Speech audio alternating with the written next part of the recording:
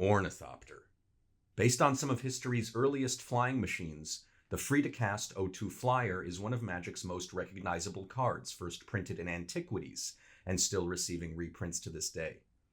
But decades before the artifact's first printing in 1994, Frank Herbert introduced the ornithopter into the sci-fi and fantasy lexicon in his 1965 book, Dune. Even with Dune's recent explosion in popularity thanks to the movies by Denis Villeneuve, Dune's outsized influence on genre fiction remains underacknowledged and downright hard to wrap your head around.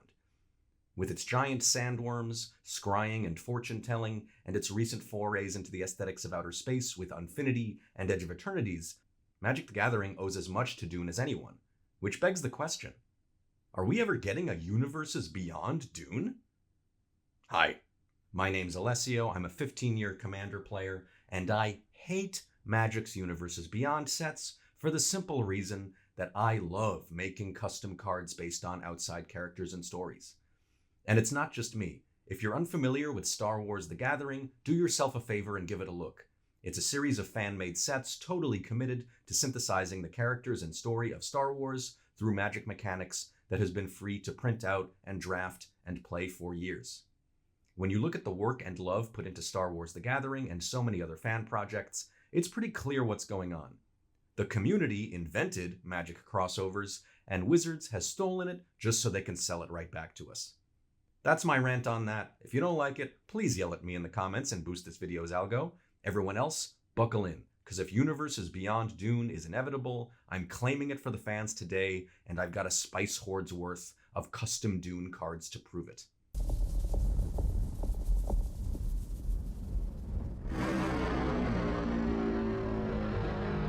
A modern spin on Star Wars The Gathering, Universes Beyond Dune is a set of 16 commander decks meant to tell the story and capture the feeling of all 6 books in Frank Herbert's original Dune Chronicles. These decks are book first in the same way UB Spider-Man was based on the comics, but not book only. I will be nodding to some iconic moments from all 3 major film adaptations, as well as drawing on them for art and flavor text.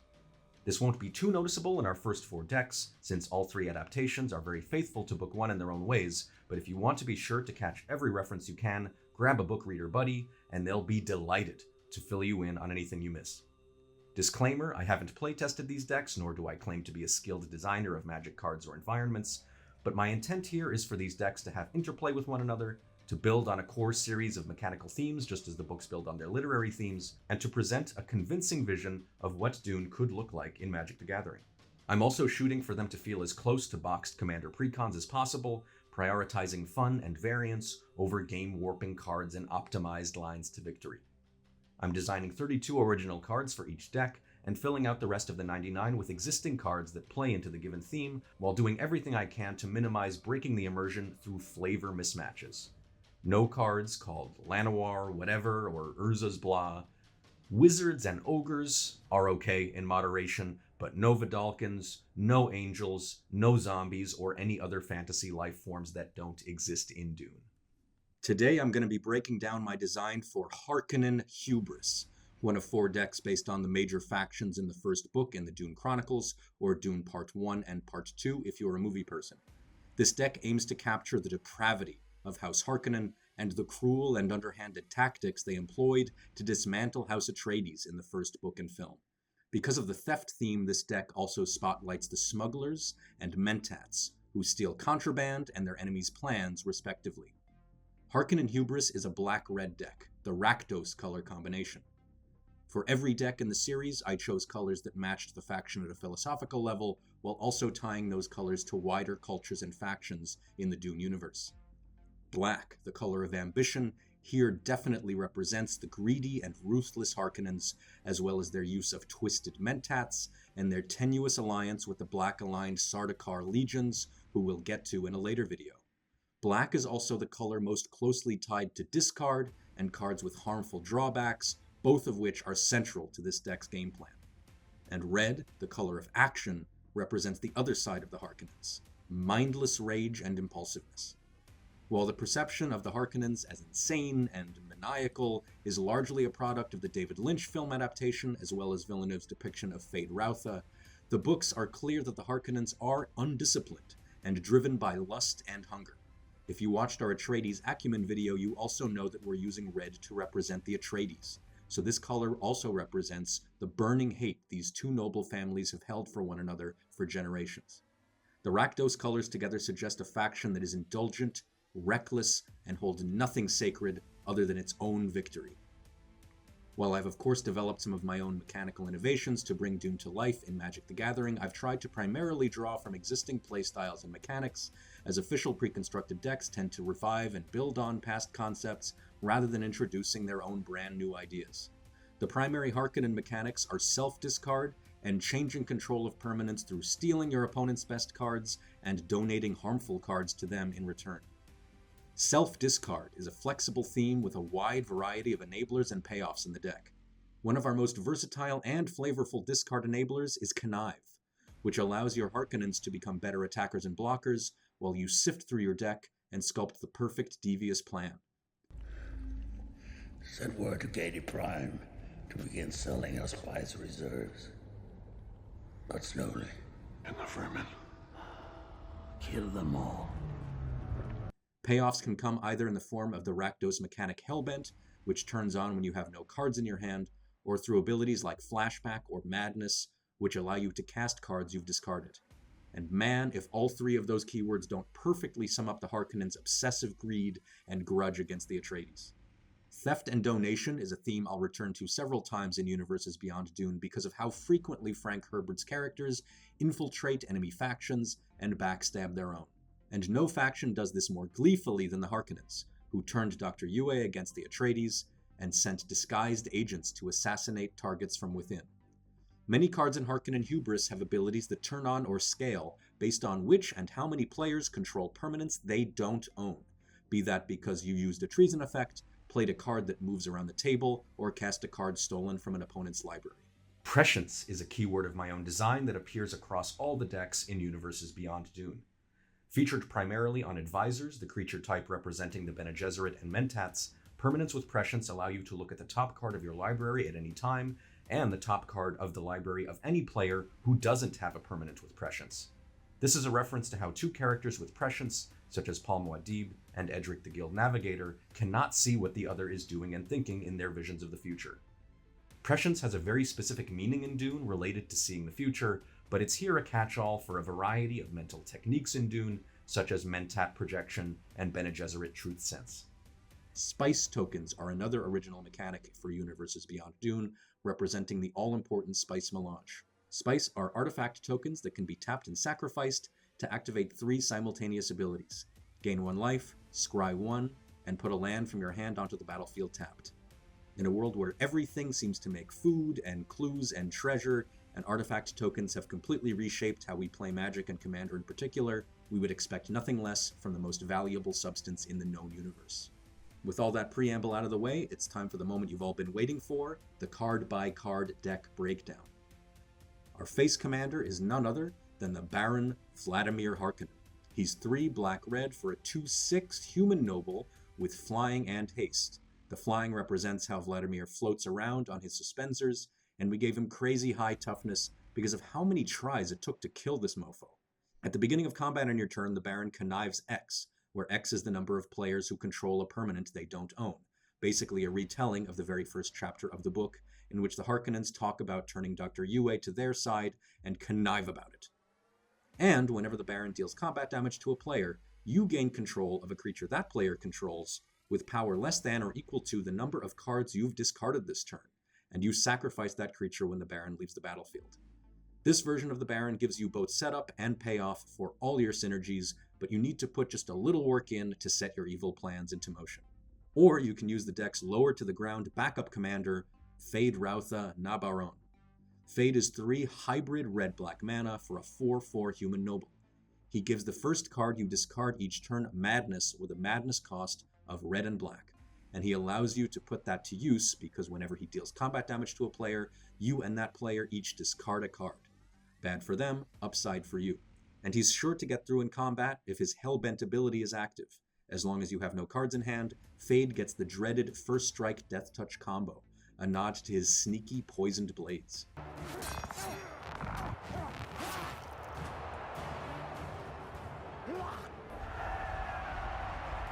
Whichever commander you choose, one of your heavy hitters will be the Beast Raban. Raban is 5 red for a 6/6 human noble with trample and haste.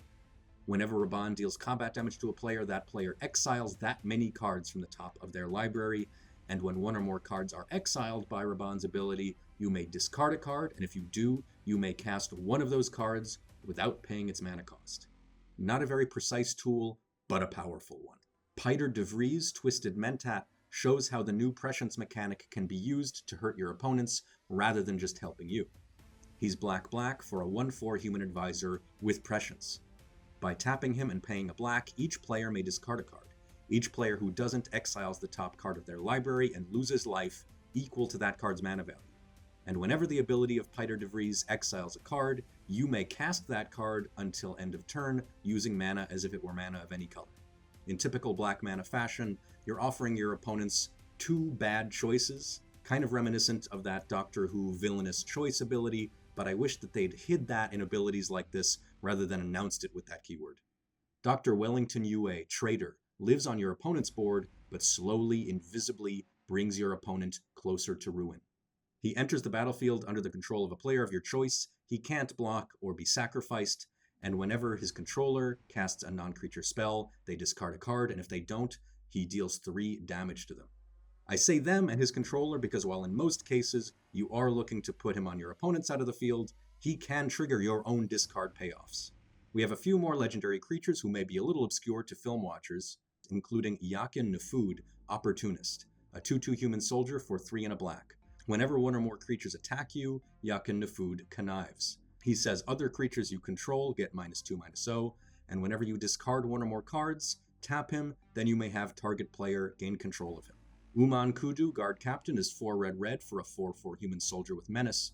Kudu gets +1/+1 for each player who controls a permanent they don't own, and if a source would deal damage to a player who controls a permanent you own, that source deals double that damage instead. Our last legendary creature is Pardee, Baron's Assassin, who, fun fact, we only meet in the book once he's already died, having failed to kill Paul. Pardee enters the battlefield under the control of a player of your choice, he can't block or be sacrificed, and whenever his controller draws one or more cards outside of their draw step, they may discard a card. If they don't, they put a -1/-1 counter on each other creature they control. Let's move on to our other rares and mythics. Order of Mentats is part of a cycle of monocolor sagas that perpetuate themselves when they reach their final chapter, showing how the major past events in the Dune universe continue to impact things in the present. Order of Mentats costs 1 black, and at Chapter 1, you look at target opponent's hand. Exile up to 1 card from that player's hand, graveyard, and from the top of their library. Chapter 2 says, until your next turn, whenever a player casts a spell that shares a type with a card exiled with Order of Mentats, that spell's controller discards a card and loses 2 life. And when you hit Chapter 3, you may play cards exiled with Order of Mentats this turn, and use mana as if it were any color. If you play 3 cards from exile this way, return this saga from your graveyard to the battlefield. 10,000 Year Canley is another piece of this saga cycle, found both in the Atreides and Harkonnen decks, as it represents their never-ending feud. This saga costs 4 red, and at Chapter 1, you choose an opponent. 10,000 Year Canley deals 4 damage to target creature that player controls, and that creature deals damage to you equal to its power. At Chapter 2, you create a number of 1/1 white human soldier creature tokens equal to the damage dealt to you by sources controlled by the chosen player since this saga entered.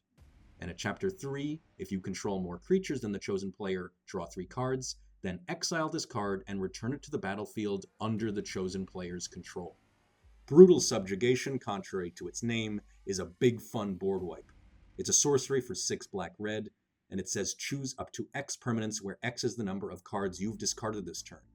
Destroy all other non-land permanents, then if X was 5 or more, create 3 spice tokens and 3 treasure tokens. If you're willing to take a big swing and discard your hand before you resolve this thing, you could land yourself hugely ahead. The Fall of House Atreides is part of another cycle of 2-color sagas, showing mostly more recent events in the Dune story. At Chapter 1, you remove all equipment and auras from target creature, then take control of it. It gains haste until end of turn.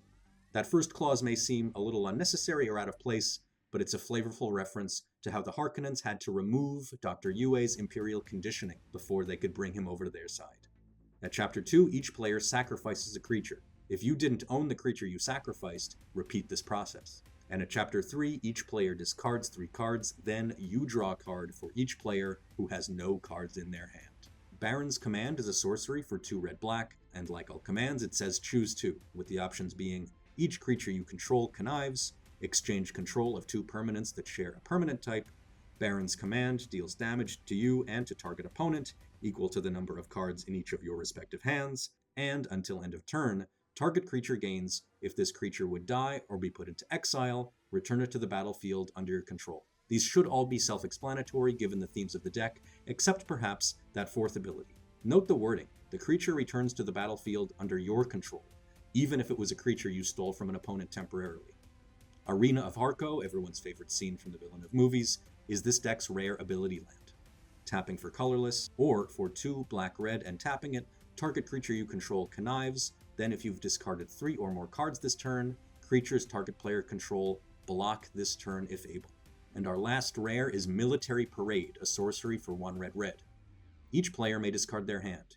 Each player who does draws cards equal to the number of cards they discarded. But it's not so symmetrical, because creatures you control get +X/+O and first strike until end of turn, where X is the greatest number of cards a player discarded this way. Moving on to the uncommons, Atreides War Captive uses the control but not owned theme to depict the prisoners Feyd fights in the arena. It's a 5/4 human soldier, but because of its drawbacks, it only costs 3 in a red. Atreides War Captive enters the battlefield under the control of a player of your choice. It attacks each turn if able, but creatures assigning combat damage to Atreides War Captive may assign that damage to you instead. If you control this guy, he's going to be fighting for his life, but you're going to need him off the battlefield ASAP.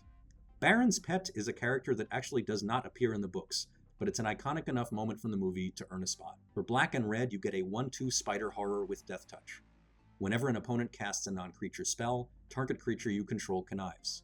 And whenever a creature you control dies, if it connived this turn, Baron's Pet deals damage equal to its power to any target.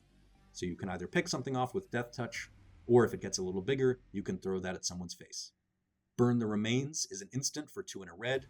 Exile any number of non-land cards in graveyards that were discarded this turn. Add that many red mana, and Burn the Remains deals that much damage to each player who owned a card exiled this way. Drink Sappho is a reference to a type of juice Mentats use to increase their abilities. It's a sorcery for 1 in a black that reveals the top card of 2 target players' libraries. You draw cards equal to the higher mana value among the 2 cards, then discard cards equal to the lower mana value between them. It also has flashback for X black, and if you cast it from your graveyard, you may cast one of the revealed cards without paying its mana cost if its mana value is X or less. This is one of my personal favorite Mentat designs in the way in which it captures the high ceiling on Mentat's abilities, but also how they aren't always fully in control of their projections and move forward more based on questions than certain answers. Feyd's Bloodbags is a slightly powered down counterpart to something like Waste Not, but it's tuned to this deck's needs. An enchantment for 3 in a black, it provides 3 static abilities. The first time a creature you control dies each turn, create a blood token. The first time you discard a creature card each turn, add black and red, in other words, the exact madness cost that Feyd Rautha gives your cards. And whenever a creature you don't control dies, if you owned that creature, Feyd's Bloodbags deals 5 damage to the player that controlled it.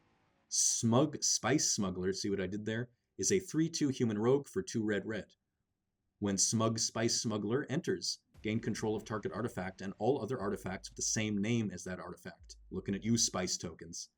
And whenever a permanent you control leaves the battlefield, if you didn't own it, create 2 treasure tokens and distribute 2 +1/+1 counters among creatures you control. And moving on to the commons. Harkonnen Scheming is part of a common cycle of auras that represent the kind of training that each of our major faction bestows upon their acolytes and apprentices. For 1 in a black, Harkonnen Scheming gives enchanted creature Death Touch. Whenever that creature attacks, it connives, and we're bringing back that recursion ability. When enchanted creature dies or is put into exile, return it to the battlefield under your control. Because each of these decks has 2 of the training auras, we also have Atreides Battle Tongue. For 1 in a red, enchanted creature has first strike and haste, and creatures you control that share a creature type with enchanted creature also have first strike and haste. Light Path to Gedi Prime is our last cycle card in the deck, an Evolving Wilds variant with archetypal upside. You may tap and sacrifice it to search your library for a basic swamp or mountain and put it onto the battlefield tapped. When Light Path to Gedi Prime is put into a graveyard in any way, including by discard, target creature you control connives. Arena Barbman is a 3/1 human warrior for 2 and a red. Whenever a player attacks you, Arena Barbman deals 2 damage to that player for each permanent they control that you own. And when Arena Barbman attacks, other attacking creatures you control get +2/+0 until end of turn for each permanent you control that you don't own. Chaumarchy and Chaumas are assassination techniques in Dune that involve poisoning food and drink. In Magic, it's an instant for 2 and a black that destroys target creature, and if that creature was legendary, its controller discards a card at random. But if an opponent has sacrificed an artifact this turn, such as, a food or a spice token, you may pay 0 rather than this spell's mana cost. Each of these decks also has a few cards representing mundane, commonplace pieces of technology in Dune, such as the Glow Globe. An artifact for 3, it taps for 1 mana of any color, or in the corner of a shadowy room, you can pay 3 and tap the Glow Globe to have target creature you control connive. Harkonnen Patrol is 2 and a black for a 2/2 human soldier. Whenever you discard a card, Harkonnen Patrol gets +1/+1 until end of turn. And whenever Harkonnen Patrol attacks, if a creature you control connived this turn, Harkonnen Patrol gains Menace until end of turn as well. I was delighted to find that Inkvine Whip actually does appear in the movie if you zoom in really closely like this, even if it wasn't called out directly by name. Our version of it is an equipment for 1 and a black with Equip 3. Equipped creature gets +1/+0 and has, whenever this creature attacks, it deals damage to defending player equal to the number of cards you've discarded this turn. And as an alternative to the Equip 3 cost, whenever a creature you control connives, you may attach this card to it. Las Gunfire is an instant for 2 and a red. It deals 4 damage to any target, plus 1 more damage for each card you've discarded this turn. If a creature dealt damage this way would die this turn, exile it instead. And its flashback cost is a simple black mana, plus discarding a card, which of course you want to be doing if you're casting this anyway. Smuggler's Carryall is a vehicle for 3 colorless, and for crew 2 it becomes a 1/5. As long as you control a permanent you don't own, Smuggler's Carryall is an artifact creature with flying and vigilance. Whether it's a creature or not, you can tap it to add 1 mana of any color that an artifact an opponent controls could produce. And our final original card for this deck is the Suspenser. It's a simple equipment for 2 with Equip 2, it gives the equipped creature flying, and you can pay 3 to exile that creature and return it to the battlefield under your control at the beginning of the next end step. If these decks were made by Wizards of the Coast, they'd likely all have original Dune-themed art, so for each deck, I've chosen 2 staple cards to give an alt art treatment to. And here we have Blasphemous Act and Sever the Bloodline. Blasphemous Act is the perfect description of the way the Harkonnens violate Imperial ethics to crush House Atreides, and with all the discard in the deck, you'll definitely be able to value off the flashback on Sever the Bloodline, which here depicts Paul's lineage-ending duel with Feyd. If you click the link in the description to see a full deck list, including all reprints, look for cards like Faithless Looting, Measure of Wickedness, Smuggler's Copter, and Dark Deal that either complement the themes of the deck, fit the flavor, or themselves inspired some of these original designs. And that's it for Harkonnen Hubris. If you thought this was cool, please give us a like and comment with your favorite design, and definitely let me know what your experience was like if you try these out in paper or on Tabletop Simulator. And make sure to subscribe for notifications on the next Universes Beyond Dune video.